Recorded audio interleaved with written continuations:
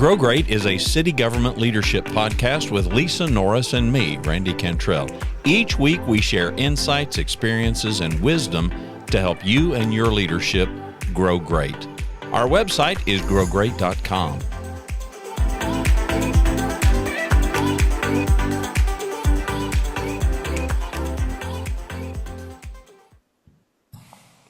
So Don and I are riding in the car to Oklahoma, heading to Oklahoma. And I call it having concerts in the car. We play music that we have a travel list that we sing along to, all the songs from rock to country that are just good sing-alongs, right? Most of it dating us from the 90s. But other than Y'all that, never record any of this, so the rest of us can. No. And you wouldn't want to hear it. Trust me. Yeah. But it was funny because the song came up, Three Wooden Crosses. It's a song by Randy Travis. And as usual, my mind, starts spinning and I'm like, how relevant is that? I'm going to read just a couple of lines because it's very relevant to what we do is in our leadership roles, and basically the legacy we're leaving behind. But I'll frame it with just the first two kind of verses in this particular song. A farmer and a teacher, a hooker and a preacher, riding on a midnight bus bound for Mexico. One was headed for vacation, one for higher education, and two of them were searching for lost souls. The driver never saw the stop sign, and 18-wheelers can't stop on a dime. There are 3 wooden crosses on the right side of the highway. Why there's not 4 of them, heaven only knows. I guess it's not what you take when you leave this world behind you. It's what you leave behind you when you go. And basically this song, as it goes on, talks about the 3 that died and everything they left behind them, their family, the farmer leaving the harvest and his kids and 80 acres and the faith of the preacher. And as it keeps moving along, it ended up, the last paragraph that's a story that our preacher told us last Sunday as he held up the bloodstained Bible for all of us to see. He said, "Bless the farmer and the teacher and that preacher who gave this Bible to my mama, who read it to me." And so it talks about these lost souls. He had given it to her. It changed her life. And then God took those other 3 for her to make a difference. And what that preacher left behind, it's the whole generation of, and the idea that what we're doing here in our present time matters. We need to leave a mark. And that is not checking off a to-do list. That is not making sure I've got all my meetings scheduled. That's not making sure that, I head to the luncheon or do whatever I need to do. What are we doing as leaders to leave a legacy behind us, to leave a mark and impact others? Our true definition of leadership, a focus on others. What are you in the audience, and Randy, you, and Lisa, me, what are we doing to impact others and leave a legacy behind us that lasts far beyond our presence here? So important that we continue to focus on that.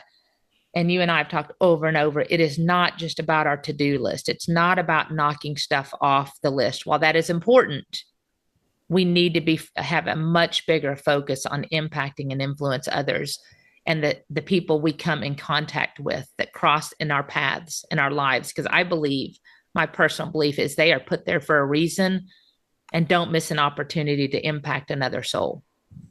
You just don't know until you're gone.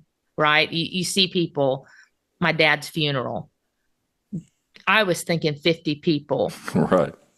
We had 240 people show up, and story after story that I never knew of how he impacted them in a moment through, through fellowship, through helping them through a divorce. I didn't know any of that. And this was from 50 years ago. People are showing up.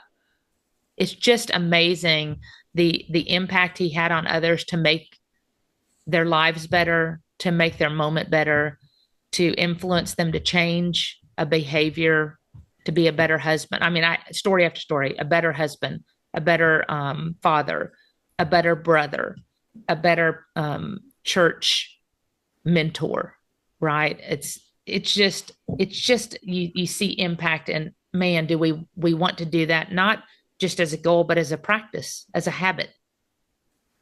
Yeah, when I think about it and I think about the work in the to-do list, it's just, I guess, a reminder to all of us that behind that to-do list and behind whatever the task is, there are humans. There's always humans. Right. I was watching an interview with Elon Musk, and he's just a maniac on a mission as far as getting to Mars and this space stuff. And people are like, why would a billionaire pour that kind of money into something like that, into a project like that, when he's got so many other ventures that are extraordinarily profitable? Right. Profitable in terms of dollars and revenue, and profitable in terms of technology advancements and whatnot. And he made a comment. He said, we need inspiration. Young or old, we need inspiration. And he did this. He tapped on his heart and he said, we need heart stuff. Right. Which, I'd never heard. It's not that I'm not a fan. I don't hang on his every word. But I hadn't heard him say that before. Right. And I thought, a mission to Mars. And of course, the famous line from President Kennedy, of challenging us to put a man on the moon before the end of the 60s.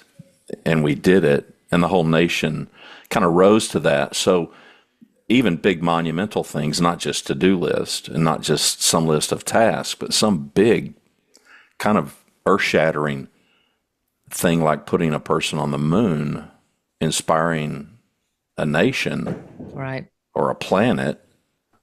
So there's always humans. There's just always humans attached. No, I'd never heard the song. I'm going to have to go and you need to listen to it. Very powerful. It almost brings me to tears each time because it's just powerful lyrics and they're to the point.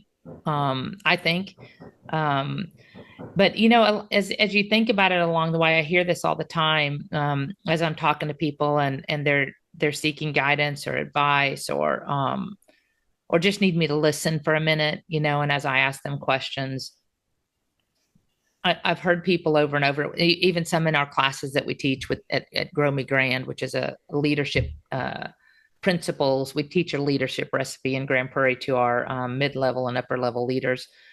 And even through those classes I hear, but I'm just an operations supervisor. I'm just my job is to get things done.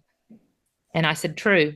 Your job is also to influence at your level, and don't underestimate the power you have. Because I don't want there to be a misnomer that you don't even have to, excuse me, you don't even have to have a leadership title of any kind. You can be a friend and influence others for good and leave a mark. You can be a pastor in a church. You can be a member of a committee and influence others. It is completely, in my opinion, unrelated to your title. It's about being a good human and leaving a mark to where you can influence others for the good, to help them with a focus on them and not on ourselves. That's what it ultimately comes down to. Again, you don't have to have a title to lead. The people that cross our paths, I'm always watchful. I'm as I mentioned, I believe they were put there for a reason when they crossed in front of me. So I try not to miss opportunities. I've checked on individuals, and it just a good example. I can't remember if I've already talked about this. We were in Oklahoma. There's a little gas station we pass about 15 miles before we get to our house in Oklahoma. Remember, these are rural towns, so it's an old, beat up. Think of an old timey gas station. The pumps still have the little dials that roll as you're filling up your gas. Right. So it's not digital. And I went in there, and the lady that's usually in there, she's probably my age. She was looking at her phone. She's usually very engaged, very friendly. We've talked about me moving up there. And she was just not making eye contact. She was looking at her phone. And I said, hey, how you doing? Are you okay? You doing okay? And she stopped and looked at me and she said, I'm sorry, why do you ask? And I said, well, we visit typically when I come through, and you just don't seem yourself today. And I just thought I'd check on you. And she said, "You're the only person who's asked. I just came back from a funeral of one of our best friends." And she said it was a customer that came in here every day, and he sits right there. And we just got back from his funeral. And she said, "I don't even really know you. And you're the only one who's asked about it," because she said there's this hole. And she said everybody else is just like they came out of it and they were smiling and wished us well, and they're moving on. But he's not right. He's not sitting there. And every day he sits there, and he's done that for 20 years. And I don't have that presence anymore of just the comfort of knowing he's coming in and he has a place to sit down. And she said he didn't really ever say anything. He's just a nice guy. And so I said, she goes, "I just can't believe a stranger is the only one asking me how I'm doing. And I'm so comforted that you did that. Thank you." And I said, "Well, of course. I care. My mother-in-law just passed. My dad passed in September. It matters, and we miss them, and there are holes, and I get it." And I Yeah. said, I just hope you have a better day today, as the day moves on, and that great memories fill your mind and help you get through the sadness that you're feeling. And she's like, "Oh my gosh, thank you." And then I went and got my minnows and just moved on with my day. But I got in the car and I told Dawn, I said, "It just reminds you not to forget that people are human. And if you see something, just be kind." Right? I don't know her from Adam, but we can influence for the good in a moment.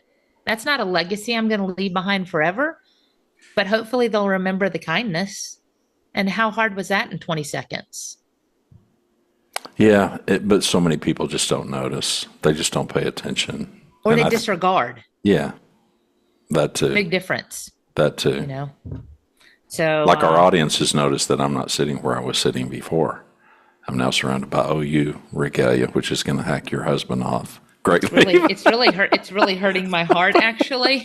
And when he moved, I said, Randy, what is in the background? What are you doing?" Yeah. And he's like, "Oh, it's greatness." He graduated. I'm like, "Oh my gosh, Don is not going to watch." As soon as he sees that, he's going to log off. Yeah. Yeah. But Well, okay. people don't pay attention, though. I Right. mean, we're so wrapped up in our own stuff, and I'm not, no judgment on people. It's just, but like what you did in your mind, how hard was that? It wasn't hard for you to observe that here's this lady, and she's clearly, I mean, something's I call it off. disengaged. Yeah. Yes. Yeah. Correct. This is not her normal. She's not her normal self. So something's going on. Yeah. But you and I both know that the majority of people, I think the majority of people are going to, that's none of my business, and I'm not going to intrude and all that. And you wonder how many of those lost opportunities there are for us to Right. impact somebody. And is that in a broad sense some type of leadership? It is. Yeah. It is. So if anything, I think hopefully we're conveying that leadership is a really broad brush. It's got nothing to do with authority. It's got everything to do with influence. It's got everything to do with impact. It's got everything to do with a focus on these other humans. And somebody's doing that for you. And it doesn't have to be these grandiose things. There are moments when in we time. talk about leaving a legacy, I've told people that have asked, what are you trying to achieve? And I said, you know what? I just want to know I've influenced somebody for the good. At least, I just want to touch one. And hopefully by touching one, I've touched a whole lot more that I don't even know about. I just don't want to miss those opportunities where I could have impacted somebody for the good.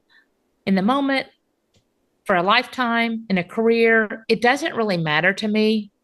I just want to have been known to care, Yeah. right? To care about another person that impacted them positively. And that is good enough for me. We talk about, Randy, you said start with being a good human first. That's really the goal, because kind of everything, in my opinion, falls into place when you're a good human and you care about everybody, your family, the people you touch, the people that cross your path, the coworkers. Just be a good human and care about them. beyond ourselves.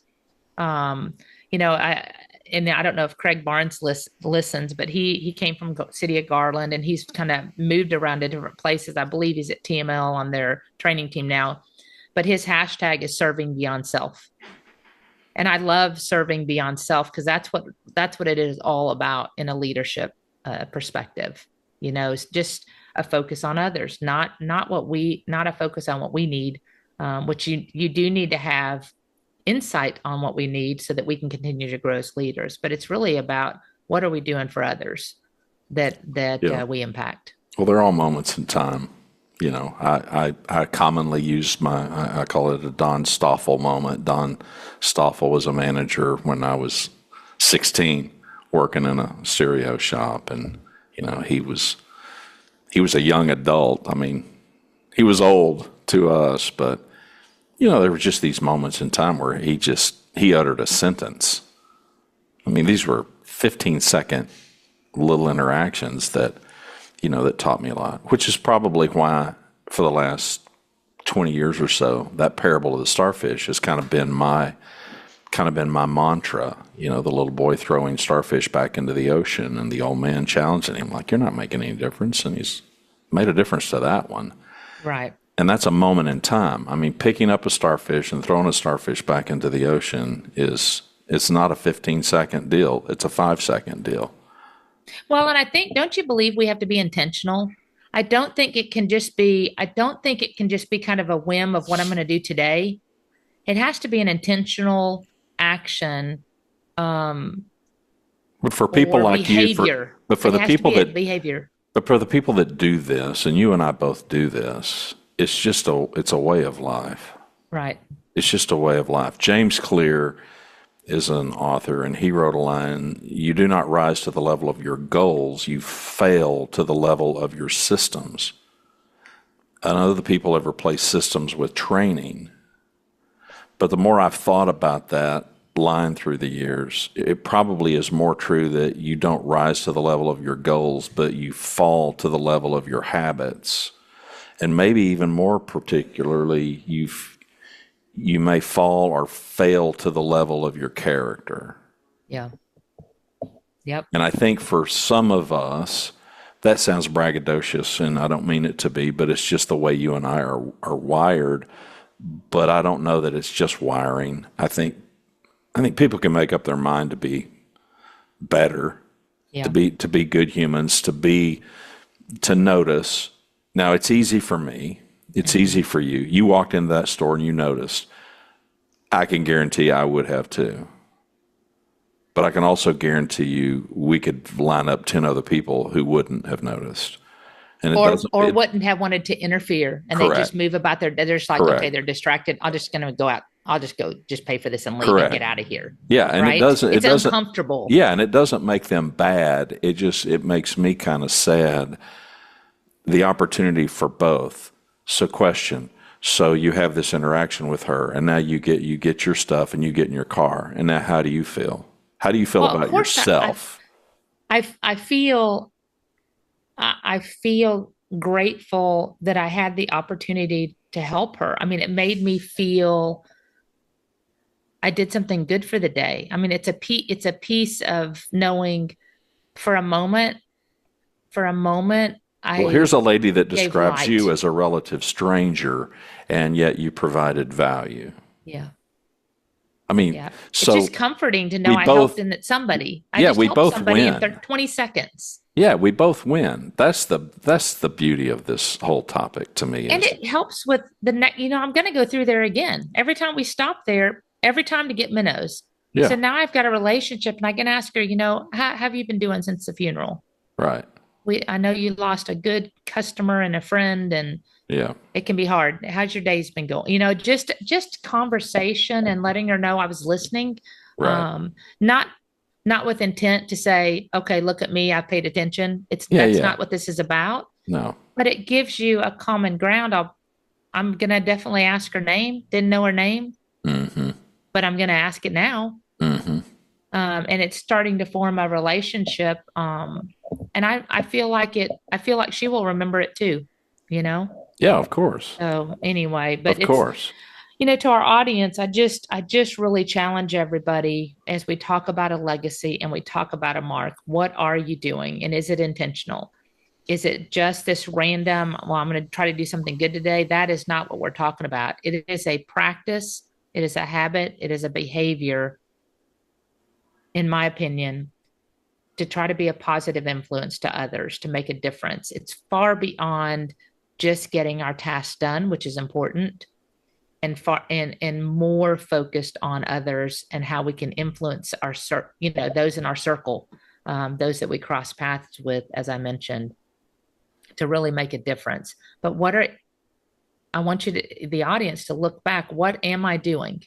Am I really focused on getting the things done? Or am I really focused on the people that I'm serving day in and day out, whether they are in my team, on my team, around my team, up the ladder, down the ladder? Everybody you come in contact with is there for a reason, and don't miss an opportunity to serve them. My dad, when my mom passed away in April, and they had burial plots, right next to each other. And so my sister wanted to do kind of this, it's not huge, but do this kind of a bigger headstone. So my mom's name and obviously birth and death date. Mm-hmm. And then my dad's name is already engraved, and birth date and a dash. Mm-hmm. And I said, well, how does that feel? How does that feel to see that? To see that, and here you are. And as we record, he's about 3 weeks away from turning 101 and doing pretty well, doing super well for a guy that old. But we had this conversation, and there's that famous poem, The Dash. I was just looking that up. The Dash, yep. By Linda Ellis, I believe. And people can Google that, but it speaks to, it's that dash. It's the beginning date and the end date. Yes, those are obviously relevant, but it's what you do between those dates that really matters. And I think for me, the bottom line to this is, yes, the achievements and all that stuff, but I think of some of what I thought in the time were some of my very best accomplishments, and nobody's going to remember. They're just not. I had some pretty decent accomplishments as a young hi-fi sales guy, as a teenager. But the moments that mattered to me most, and the ones that carried forward for decades with me, were those that I've affectionately named after a human named Don Stoffel. These Don Stoffel moments, and there were two in particular, and neither of them was more than 15 seconds. It's not that I didn't have other interactions with him. I did, but they didn't stand out. These two, where he taught me something, where he coached me something, where he challenged me with something, where he took the time to do that, those are the things that stand out for me. And I can think of a litany of other people in my life that it's the same thing. So we began this conversation with you talking about it. Just, it's not just about the to-do list. And so again, we're not negating the value of that. We have to get stuff done. That's right. But the real impact is all the humans behind the getting the stuff done. Right. It's really the impact. I really encourage people to listen to the Randy Travis song, 3 Wooden Crosses, and secondly, read The Dash. Because like you said, Randy, it truly matters what happens between the dash, between the dates. Thanks for watching and listening to Grow Great, a city government leadership podcast. For Lisa Norris, I'm Randy Cantrell. Be well, do good, grow great. The website is growgreat.com.